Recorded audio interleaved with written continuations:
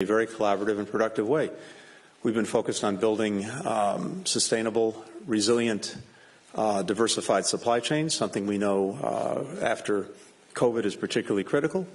We're working on collaborating on making sure that critical minerals, which will be powering our economies going forward, are readily available, and that we're collaborating on sharing information and working together to invest in them. We have remarkable convergence, actually, when it comes to our approach on the major challenges we face, whether it's dealing with Russia's aggression against Ukraine, including some of the export controls that we've collaborated on, including dealing with some of the challenges posed by China. And again, from our conversations and discussions, the word that comes to mind most is convergence. Together, we've been working on things like investment screening mechanisms, on coordinating on export controls, on working, as I said, on diversifying supply chains, on dealing with some of the non-market practices that we see. But we start from exactly the same approach, which is that none of us are looking for confrontation, none of us are looking for a Cold War, and none of us are looking for decoupling. On the contrary, we all benefit from trade and investment with China, but as opposed to decoupling, we are focused on de-risking. And you've heard the same language coming from leaders on both sides of the Atlantic. That is, being very clear-eyed about some of the challenges that the relationship poses. So the TTC, in a very practical way, is focused on addressing them, and I think you'll see that in the conclusions of this meeting as well as the work that we're doing. Finally, I would say, and I'll let my colleagues address this as well, we're intensely focused on what we can do together to address both the opportunities and challenges posed by emerging technology. We had a very intensive and I think productive discussion on artificial intelligence today, including generative AI. I think we share a conviction that the TTC has an important role to play in helping establish voluntary codes of conduct that would be open to all like-minded countries, particularly because there's almost always a gap when new technologies emerge between the time at which those technologies emerge and have an impact on people and the time it takes for governments and institutions to figure out how to legislate or regulate about them. And we feel the fierce urgency of now, particularly when it comes to generative AI. And so, and I'll let my colleagues address this as well, one of the things we focused our conversation on today is how we can use the TTC to help advance, at least in the near term, voluntary codes of conduct that need to be open to a wide universe of countries so that we can mitigate some of the potential downsides and amplify the upsides of this extraordinary technology. Maybe just to start off with the question of trade in the European Union, we're in the process of establishing an economic security strategy. The Commission will table our approach mid-June for the European Council to discuss. And I think we see very much eye to eye on a number of these issues. For instance, when it comes to coercion, we have the anti-coercion instrument. This, of course, is part of the strategy, as well as export controls, so that we can indeed identify risks, deal with them, and then trade for the rest of it. Important results, protecting children, minors online. Really important that we know that they are safe, but also that they are empowered. And I think we've got a very good balance because, of course, kids will be online, but they should be safe from harm. They should be safe from targeted advertising. And here we made a lot of progress on enabling researchers to get the necessary data to follow what is ongoing. We think that we can have the specifics already by Christmas time. Now we have the agreement in principle. And as of now, we need accountable artificial intelligence. Generative AI is a complete game changer. Of course, we have had AI now for a very long time. It is used in many, many places. But generative AI is something new. You know, you have had it at your fingertips. You've seen colleagues using it for writing their articles. You have seen other colleagues using it for their research. Everyone knows that this is a powerful thing. So within the next weeks, we will advance a draft of an AI code of conduct. Of course, also taking industry input, taking input from independents, and then, of course, invite colleagues to sign up for the drafting in order to have very, very soon a final proposal for a code of conduct for industry to commit to voluntarily. Because we have different legislative procedures, it will take 2-3 years at best before that would come into effect. And we're talking about a technological acceleration that is beyond belief. And here we think it's really important that citizens can see that democracies can deliver, of course in legislation, but also in bridging the now and the legislative impact, and to do that in the broadest possible circle with our friends in Canada, in the UK, in Japan, in India, bringing as many on board as possible. The only thing that I would add, very briefly, and in answer to your question about China, is to pick up on Secretary Blinken's comment of convergence. And the reason there's convergence is because our interests are aligned. Of course, the EU and the member states will have to make their own decisions, as will the United States, as to what's in their best interest. But spending 2 days talking to our colleagues here, our interests are aligned as it relates to China, as it relates to having safeguards around AI, as it relates to promoting responsible innovation. And so I thought this was a very productive couple of days, one of the most, our fourth. Not surprisingly, as we all get to know each other a little bit better, develop even more trust. I think it's been among the most productive and some of the richest discussions.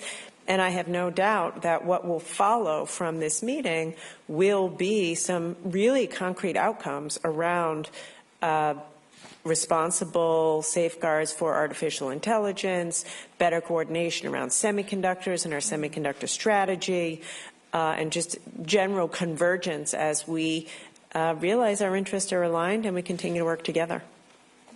Well, on the trade side, I would emphasize our discussions on transatlantic initiative on sustainable trade, and the concrete deliverable in this TTC is that we had agreed on a concrete work program to focus on and to really generally work towards this green transatlantic marketplace.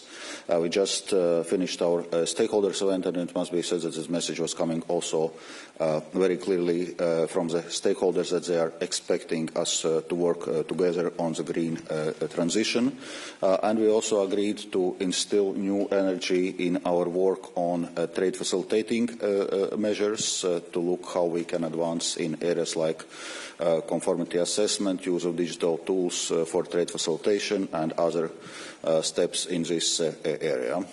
Then we had extensive discussions on economic security. Secretary Blinken already mentioned our work on export controls, where our cooperation in TTC helped quite a bit, including to be able to quickly move on our export controls against Russia in context of its aggression against Ukraine. But it's a broader question. We're also discussing economic coercion, concerns coming from non-market economies and practices, because we share many of those concerns. So obviously we need to discuss and coordinate our approaches, because then we are more efficient in our response. Thank you. And finally, I don't think I know you, so I suspect you're not a trade reporter. The other reason why I suspect you're not a trade reporter is because the way you put your question, I think, reveals that if you cover trade, you will know that the U.S. and the EU have slightly and more than slightly different approaches to trade just across the board. And that is just an aspect of who we are, and it's always been true. But that hasn't gotten in the way of our being powerfully influential partners in building the post-World War II economic world order. And at this point in time as well, this inflection point that President Biden identifies, it is not going to stop us. In fact, we will continue to build on that partnership to drive a new world economic order that drives a race to the top, that really takes our shared vision and values for the kind of world that we want our workers, our people, our children, our businesses to be able to thrive in. And I think that the TTC is a perfect manifestation of that vision at work. Can I because we're all looking for proof of concept of the TTC, and the charger is proof of concept, because now we have a common standard for the mega charging. So heavy-duty electrical vehicles, now we have the charging standards ready for infrastructure rollout here in Europe, over in the US. And it's very tangible, and we've been addressing the question of standards from the very first TTC, and now you see that it's really working. And one of the reasons why it's really working is that we have the stakeholder community to support us, to challenge us, to ask us to be relevant for them and for their business on both sides of the Atlantic, and for the NGO community, for the social partners, actually to give us the necessary input. And I think that has been very, very true at this TTC as well. Thank you very much. That was a long question, so we don't have much time left. If you allow one last question. Yes? Okay. Missy, please. Missy Ryan, Washington Post. Secretary Blinken, I'd like to ask you a question about U.S.-China relations, and Secretary Raimondo and Ambassador Tai, if you want to add anything from where you sit, too, that would be great.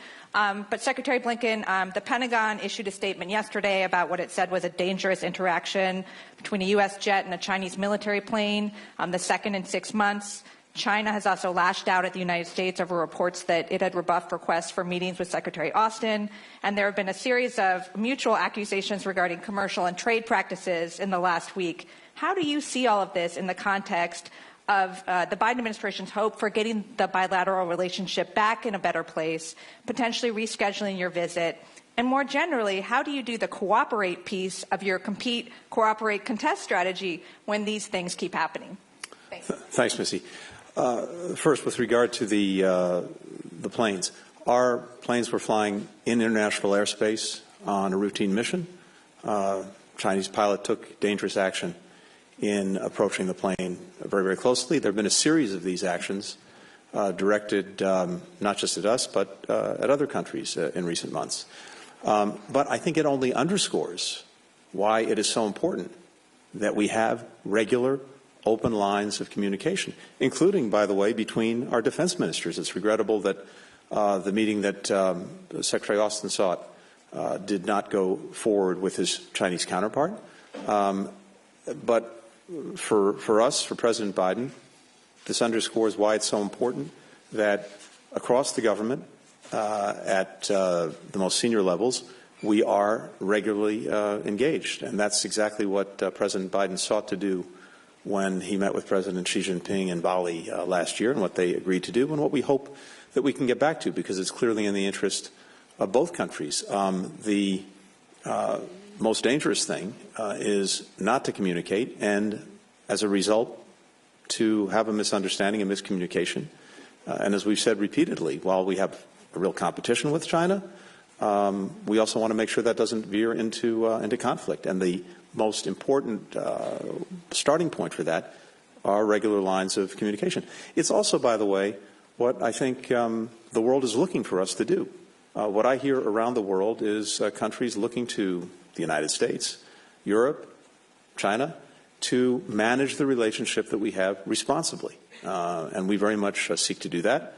We hope our Chinese counterparts will want to do the same, so that at the very least, we can avoid any unnecessary problems. And yes, hopefully build areas of cooperation where it's in our mutual interest, and where there's a demand signal as well from the world that we work together. Some of the things that we've talked about through the TTC would require as well cooperation and collaboration with China as well as with other major countries.